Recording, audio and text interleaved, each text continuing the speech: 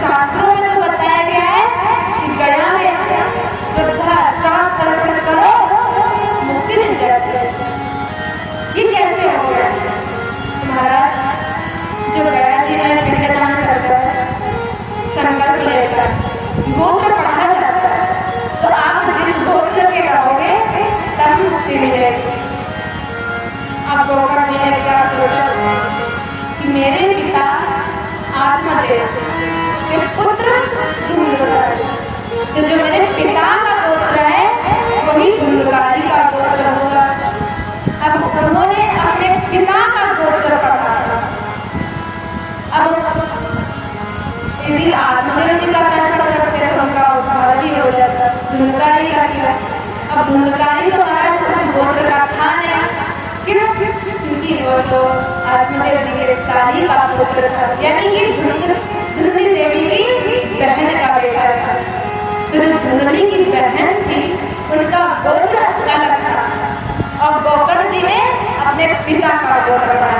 तुम्हारा उद्धार कहाँ से होता? क्योंकि गोत्र उसका अलग था। तो धुंधकारी ने कहा, महाराज तुम मेरा गया दान पिंड करके मेरा उद्धार चाहते हो? अरे तुम 100 श्राद्ध कर लो फिर भी मुझे मुक्ति नहीं मिलेगी, क्योंकि मैं नंबर 1 का पापी हूँ। मैंने जीवन भर कभी भी प्रभु का नाम नहीं लिया, मेरा कैसे उद्धार हो सकता है? बताओ, कोई दूसरा उपाय सोचो। गोकर्ण जी ने कहा, अच्छा। अब गोकर्ण जी दूसरा उपाय सोचने लगे महाराज, और सुबह सुबह निकल पड़े।